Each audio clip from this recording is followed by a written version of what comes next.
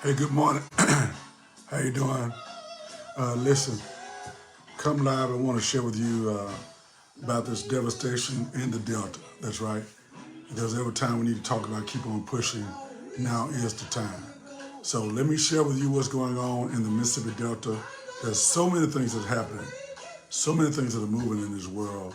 But what I do not and cannot do, and I don't think we should do, is we cannot forget about what's happening in the Mississippi Delta. So for those that don't know, on Friday night, Friday night, a devastating, what they're categorized now as an E4 level tornado made a path through the Delta, striking very heavily Rolling Fork, Mississippi, and also Silver City, Mississippi. We went to Rolling Fork, Mississippi on Saturday, the day right after the damage, and to take water and to feed the community. Because, you know, in this type of situation, you have to move in real time. And what a lot of people are saying is, well, there are a lot of people cooking, there are a lot of this. The problem is, you got to understand that people eat 3 meals a day, 4, 5 meals a day. And so right now, since the residents cannot cook in their homes, food being cooked is, of course, a benefit. Uh, you know, I'm very, very concerned and devastated. I've seen the damage of war, and I've seen the damage of Katrina. I've seen the damage of tornadoes growing up in the Mississippi Delta, but never have I seen an entire town completely wiped off the map. I mean, literally wiped off the map. So it is very serious. It is devastation in the Mississippi Delta, in particularly in Rolling Fork, Mississippi, and in Silver City, Mississippi. The images on your news feed does not do it justice when I tell you it is heart-wrenching. Let me tell you, it is something. So, you know, I believe it's important to respond in real time, and we've already began to move, and we're moving in partnership with others to make sure we provide what we can provide.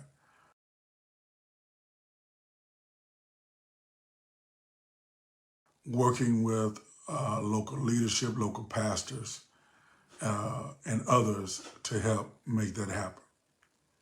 One of the issues, though, that brings me great concern, and conversations have already begun with about it, but I want you to hear me carefully, is, you know, a federal emergency, an emergency has been declared, which it should. So that means federal and state dollars are going to be pouring in for cleanup, for rebuilding, for basically remaking an entire city along the Highway 61 corridor. But there's a deeper picture here. There's a deeper thing here that I think you need to be aware of, we need to be praying about, is those that participate and those companies that get to participate in the cleanup, those companies that get to participate in the reconstructing of that city. That becomes an issue because now what happens is the state government is going to attempt to hijack the process, all in the name of helping the citizens. But instead of calling in minority contractors to have meaningful participation, they will control the resources. And what I'm hoping is that the mayor Rolling Fork Mayor Walker, who is under a great deal of pressure. I've already made contact with our congressman. He has been down there for a few days, and there's nothing we can do to change what has happened, but we can do everything to change how it's dealt with. And you might say, Pastor Pickett, why do you have such an interest in this? Well, one of the reasons I have such an interest in it is because we commissioned a study years ago that was done that showed that Black and brown minority contractors only received 0.01% of federal and state contracts. Only received 0.01%, which means that contractors that have given their life to this work, who are qualified to do this work, do not get an opportunity to participate in a meaningful way. In everything that happens, everything happens on purpose, and there could be a blessing into this, is that Rolling Fork will be able to be rebuilt as a more modern, more vibrant town that could change the very trajectory of this entire city, can change the life of people, and particularly if they are allowed to participate in a meaningful way. So what I'm hoping for is they're going to use local people. And when the local people can not do it, that they will use Black and brown contractors. I mean, just the project management side of it. But I think, as they always do, they've already said they're going to control the money. And the problem is, if this is federal money, the money is to be handled through that local municipality and not dictated who qualifies to do the work. This is big because of the economic impact. And these things are just absolutely unbelievable. You're right, Brother Turner, it's unbelievable.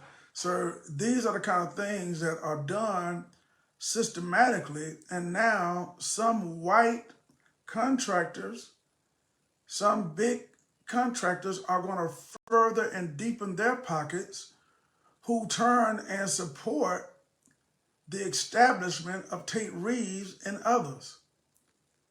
Man, it's not dignified. I mean, it's a lack of respect for a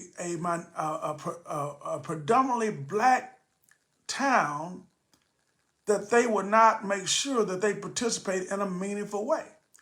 So if any of you know Mayor Walker, tell him to be very careful. Don't sign no deals. Don't take no wooden nickels. There are people who've been involved in this work that can help him walk through this, and many of them look just like him. And I think it's important. And as many of you that want to make that a racial thing, I know I got people that say it's racial, I'm racist. I'm not racist. I just want to even the playing field. I want to make it even for all people. I spoke to a gentleman while I was there, and his daughter is a member of our church, and his son-in-law. And it's important that you understand that people like himself, who he actually was in control of, he ran, he can run any piece of equipment. And Mr. Brother Tate, I think his name is. His daughter is Wilson, Sister Wilson. She flew home from D.C. to come alongside her family. But it's important that people like that are able to participate in meaningful ways, and that means the money stays in the community. Okay? We got to get the money staying in the community. And we got to empower them, and we got to We got to make sure we operate and bring in where it has to be black and brown owned services. I know, let me tell you something, it's important. So we're hoping that FEMA and the local municipalities and the money that's coming in, that the people that get opportunity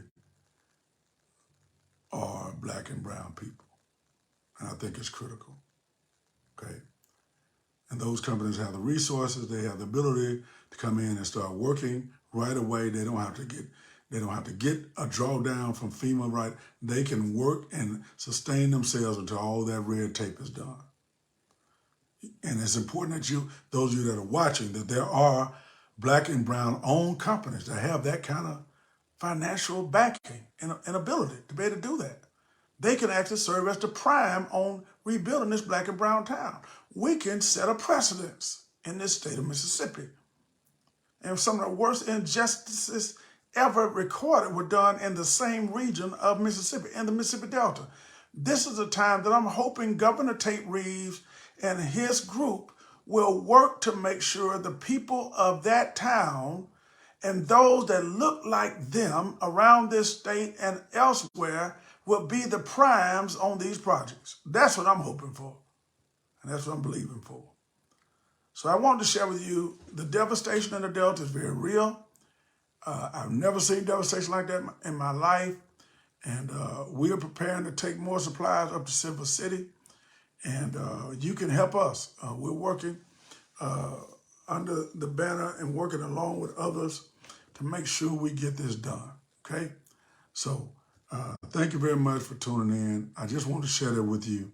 There's so much more that's going on, but I think right now that's an important part of this, that we understand that that devastation can ultimately serve as a blessing in disguise, meaning that an opportunity to empower, enrich a black community, a black city, and not bring in those that will take the money and take it back into their communities, but will invest in the Rolling Fork community. So Rolling Fork, Silver City, just know, might not be much, might not mean much to you, but we're going to fight for you. As long as you want to fight, we're going to fight for you, and we're going to fight with you.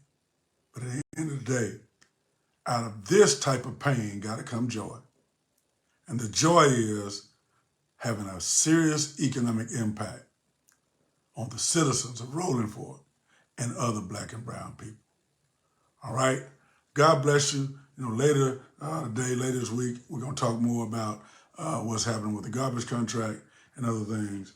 But I want you to know, if we seek first the kingdom and his righteousness, all these things be given us as well. So God bless you. May God keep you. That's always my prayer. Peace.